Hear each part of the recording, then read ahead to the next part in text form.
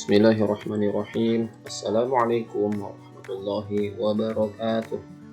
Selamat pagi anak-anak kelas 3, siswa-siswi SDN Kedaung Kaliangke 05 pagi. Alhamdulillah, hari ini kita melanjutkan pelajaran kita Pendidikan Agama Islam dan Budi Pekerti. Pelajaran kita hari ini yaitu syarat dan rukun sholat. Mari kita membaca doa sebelum belajar. Bismillahirrahmanirrahim. Rabbi zidni ilma wa rzuqni fahma. Rabbi shrah li sadri wa yassir li amri wahlul 'uqdatam min lisani yafqahu qawli. Amin ya rabbal alamin. Baik anak-anak, materi kita hari ini tentang sholat. Apa itu sholat? Sholat adalah salah satu ibadah yang diwajibkan oleh Allah Subhanahu wa Ta'ala. Tentu saja, kalau sudah diwajibkan oleh Allah, pasti nanti ada balasan bagi orang yang menjalankan, yaitu berupa pahala yang amat besar. Begitu sebaliknya, jika kita tidak melakukan sholat, kita juga akan mendapatkan ganjaran, yaitu berupa dosa yang amat besar.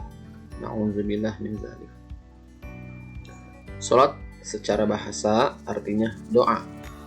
Sedangkan secara istilah, sholat artinya serangkaian ucapan dan gerakan yang dimulai dengan takbir dan diakhiri dengan salam. Untuk melaksanakan sholat, ada syarat dan rukun yang harus dikerjakan agar sholat kita menjadi sah. Jika syarat dan rukun sholat tidak dikerjakan, maka sholat kita menjadi tidak sah. Apa sih syarat dan rukun sholat itu? Tadi di pembahasan sebelumnya, ketika kita melaksanakan sholat, kita harus memenuhi syarat dan rukunnya agar sholat kita menjadi sah. Lalu apa itu syarat dan rukun?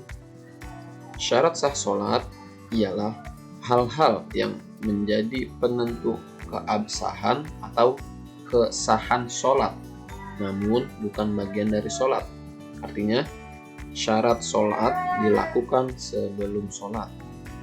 Lalu, rukun sholat ialah hal-hal yang menjadi penentu keabsahan sholat dan menjadi bagian dari sholat. Artinya, rukun sholat dilakukan ketika kita sedang sholat.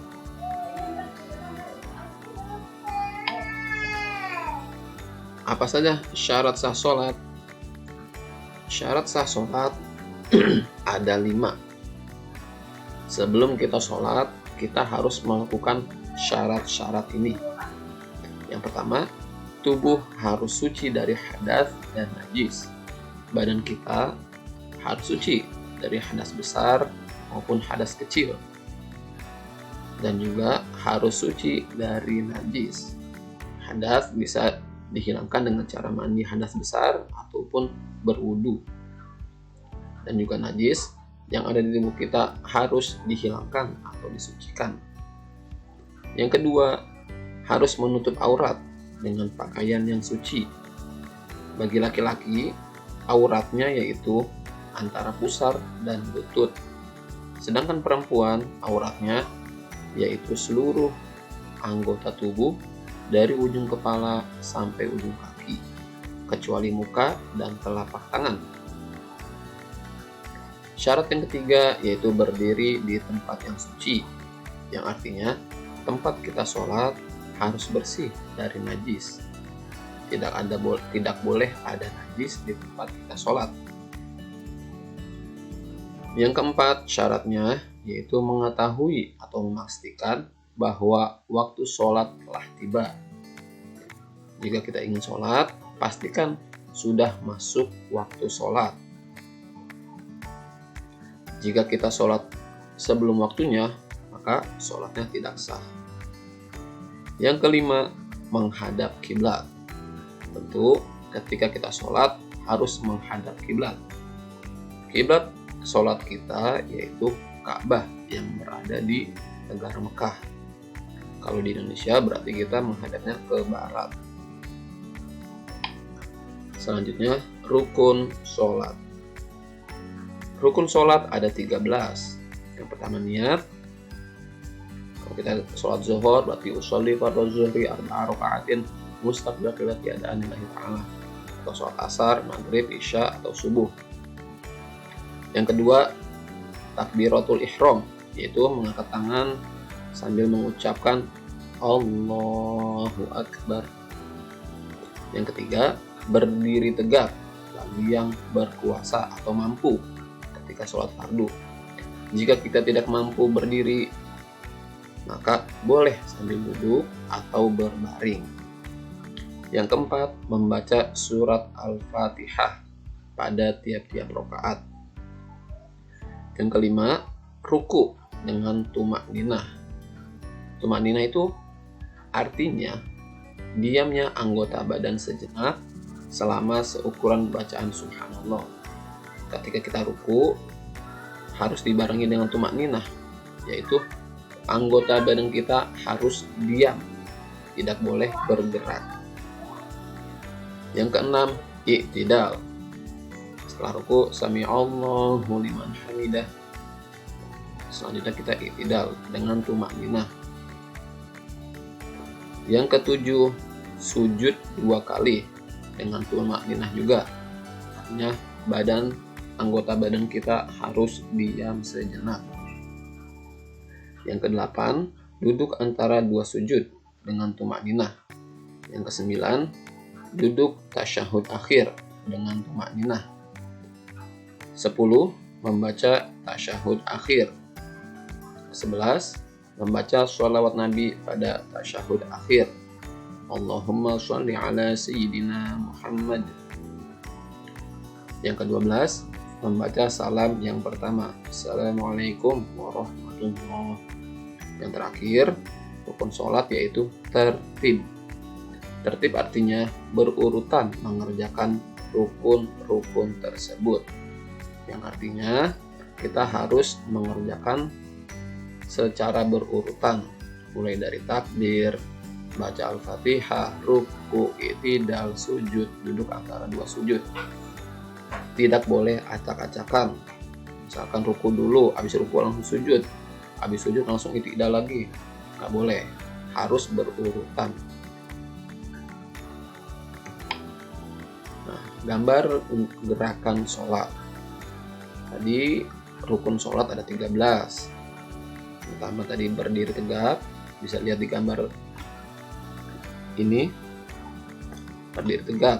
Lalu takbiratul ihram sambil melafazkan niat dalam hati. Lalu berdiri bersedekap, tangan ditaruh di antara pusar dan dada. Sambil bersedekap kita membaca surat Al-Fatihah, kemudian disambung dengan membaca surat-surat pendek. Jika kita tidak mampu berdiri, maka kita boleh sambil duduk. Kalau nggak mampu duduk, boleh sambil berbaring. Ini dibolehkan ketika kita sedang sakit. Selanjutnya, yaitu setelah membaca Fatihah dan surat pendek, kita ruku. Perhatikan gerakan ruku, badan harus lurus dan mata memandang ke tempat sujud. Kedua tangan diletakkan di atas lutut sambil membaca Subhana rabbiyal azimi, atau boleh ditambahkan juga wa bihamdi. Setelah ruku, i'tidal, sami'allahu liman hamidah, Rabbana lakal hamdu mil'us samawati wa mil'ul ardi wa mil'u ma syi'ta min syai'im ba'du. Harus diingat, ketika ruku dan i'tidal harus tumakninah, yang artinya seluruh anggota badan harus diam, tidak boleh bergerak-gerak. Setelah i'tidal, kita turun sujud. Perhatikan gerakan sujud. Yang perlu diperhatikan, pertama, jidat harus terbuka. Tidak boleh ada yang menghalangi jidat ke tempat sujud. seperti rambut atau peci tidak boleh menghalangi jidat. Lalu telapak tangan harus juga menepak ke tempat sujud. Dengkul dan juga yang terakhir jari kaki, perut jari kaki juga harus menempel ke tempat sujud sambil membaca Subhana Rabbiyal A'la wa bihamdi.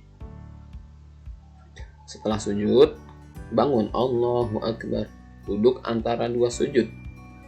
Perhatikan duduknya, kaki kiri didudukin sedangkan kaki kanannya dilipat seperti ini. Bisa dilihat. Nah, doanya yang dibaca yaitu Rabbi ghfirli warhamni wajburni warfa'ni warzuqni wahdini wa'afini wa'fu anni. Dan juga ingat, ketika sujud dan duduk antara dua sujud harus tumakninah. Artinya seluruh anggota badan harus diam.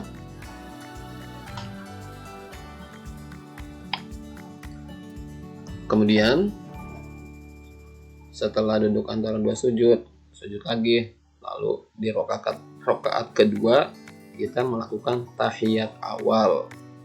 Duduk tahiyat awal sama seperti duduk antara dua sujud, dengan kaki kiri didudukin dan kaki kanannya dilipat seperti ini.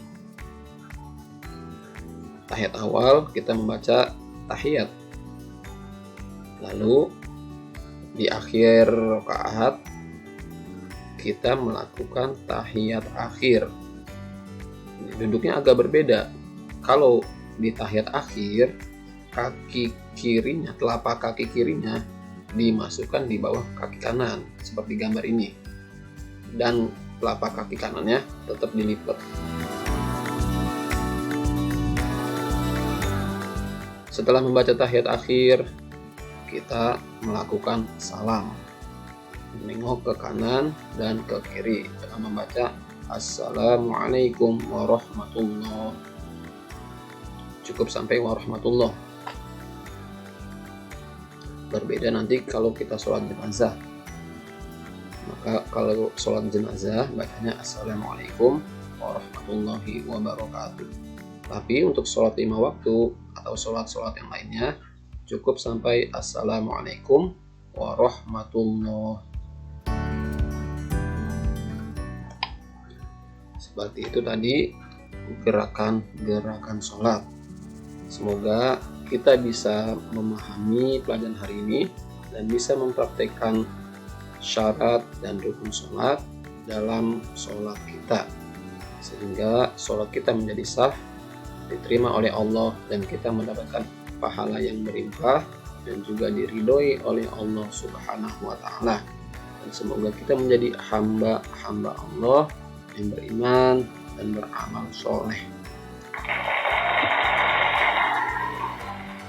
Jika ingin ada yang ditanyakan atau kurang jelas, silakan tanya japri ke Pak Judin. Mari kita tutup pelajaran hari ini dengan membaca hamdalah. Alhamdulillahirabbil alamin. Terima kasih. Wassalamualaikum warahmatullahi wabarakatuh.